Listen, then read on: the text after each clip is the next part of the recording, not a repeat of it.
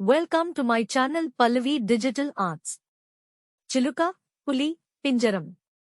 ఒకప్పుడు ఒక సుందరమైన అడవిలో రాకుమారి అనే చిలుక చాలా అందమైన రెక్కలతో జీవించేది.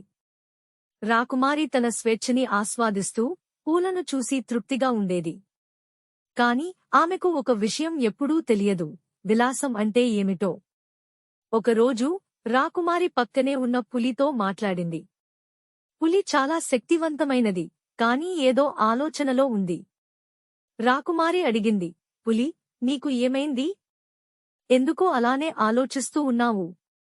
పులి తన మాటలను నెమ్మదిగా చెప్పింది, రాకుమారి, నాక్కూడా పింజరం కావాలి. నేను కూడా విలాసంగా ఉండాలని అనుకుంటున్నాను. ఆ పింజరం లోపల ఉంటే ఎవరూ నన్ను వేధించరు.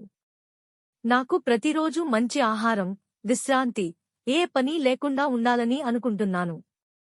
రాకుమారి ఆశ్చర్యపోయింది. పులి, నువ్వు స్వేచ్ఛగా ఉండడం కాకుండా పింజరంలో బందీ అవ్వాలనుకుంటున్నావా?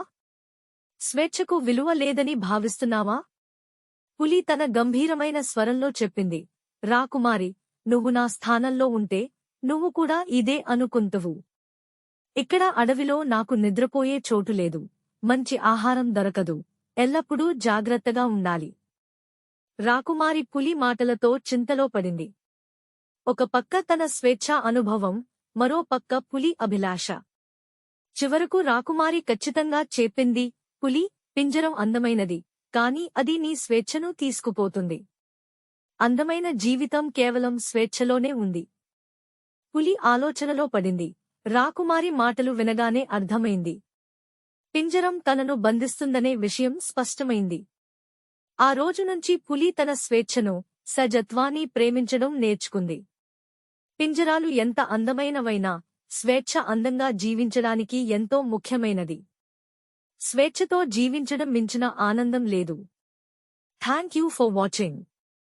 Please like, share and subscribe.